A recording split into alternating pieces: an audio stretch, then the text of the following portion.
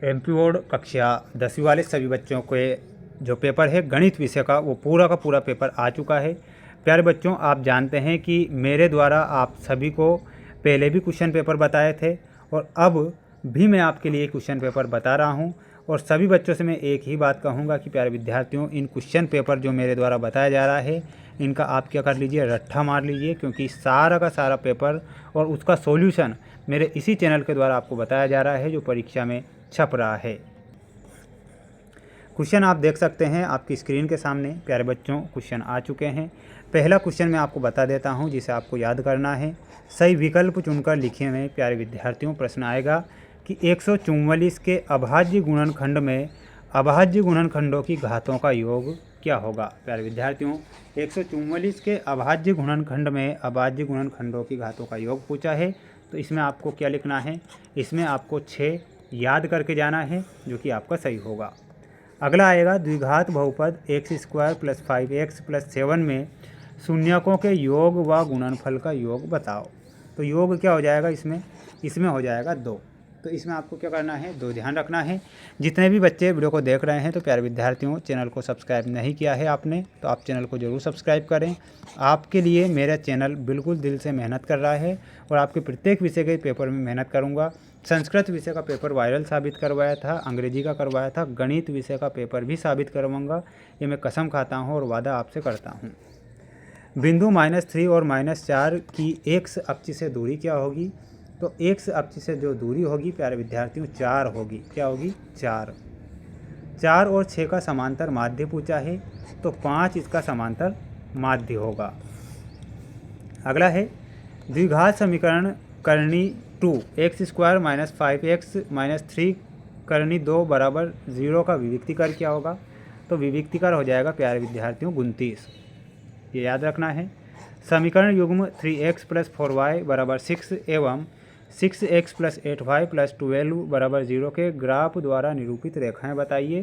तो इसमें आपको लिखना है समांतर हैं। ठीक है। अगला क्वेश्चन देख लो। ये है आपका अगला क्वेश्चन जिसमें आपको क्वेश्चन दिए जाएंगे रिक्त स्थान वाले क्वेश्चन जिन्हें आपको याद करना है। यदि एक रेखा किसी त्रिभुज की 2 भुजाओं को एक ही अनुपात में विभाजित करे तो वह तीसरी भुजा के होती है। तो तीसरी भुजा की कैसी होती है, समांतर होती है। तो इसमें आपको लिखना है समांतर। समांतर आ की मात्रा आएगी ना। त्रिज्या r व कोण थीटा वाले वृत्त के चाप की लंबाई का सूत्र। तो सूत्र क्या हो जाएगा प्यारे विद्यार्थियों, और वो हो जाएगा πr थीटा बटा 180 डिग्री। AP 4, 6, 8, 10 का जो nवा पद होता है, nवा पद क्या हो जाएगा, तो इसमें आपको लिखना है 2n + 2। द्विघात समीकरण 3x² - 6x + k = 0 के मूल में बराबर k का मान बताओ। तो k का मान हो जाएगा 3।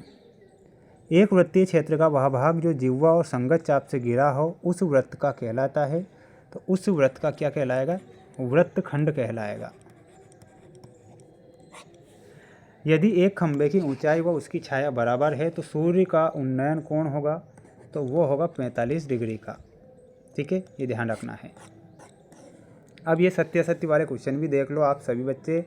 प्यारे बच्चों, आपके लिए मेहनत मैं कर रहा हूँ और दिल से मेहनत आपके लिए इसलिए कर रहा हूँ क्योंकि आपकी ये बोर्ड एग्ज़ाम है और बोर्ड एग्ज़ाम में मेरे द्वारा दिल से मेहनत की जाती है बच्चों के लिए।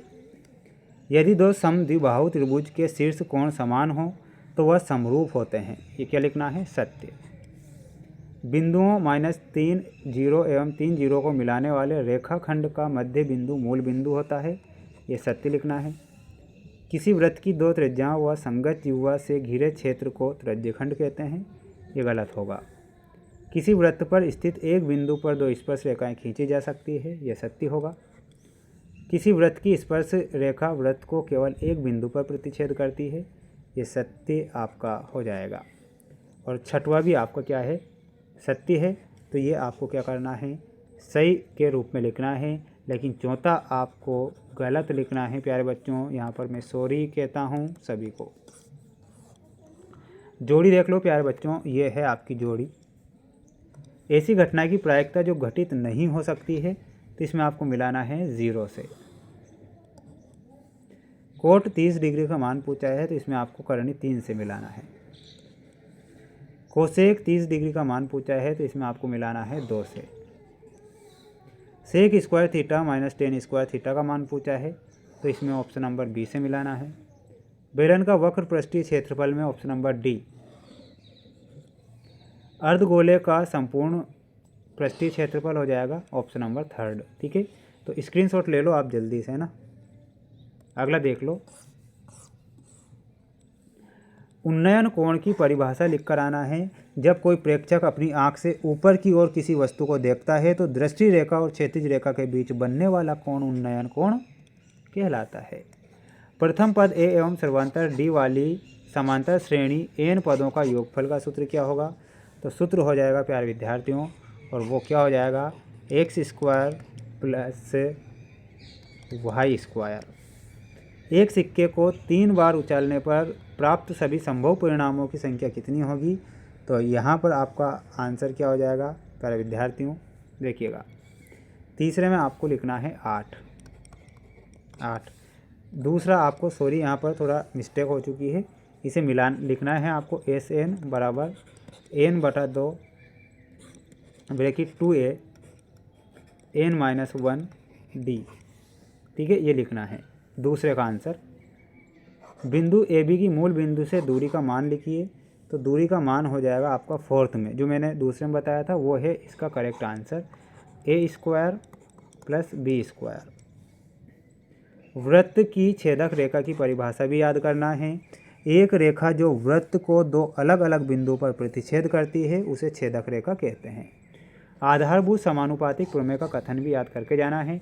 प्यारे विद्यार्थियों, ये IMP जो पेपर बता रहा हूँ ये आपकी परीक्षा में आएंगे। मेरे द्वारा आपको मोस्ट प्रश्न बताए जा रहे हैं। सभी बच्चों को मैं लाइव क्लासें भी प्रोवाइड करवा रहा हूँ, तो उन लाइव क्लासों में ज़रूर आपको जुड़ना है और अपनी तैयारी को मजबूत करना है।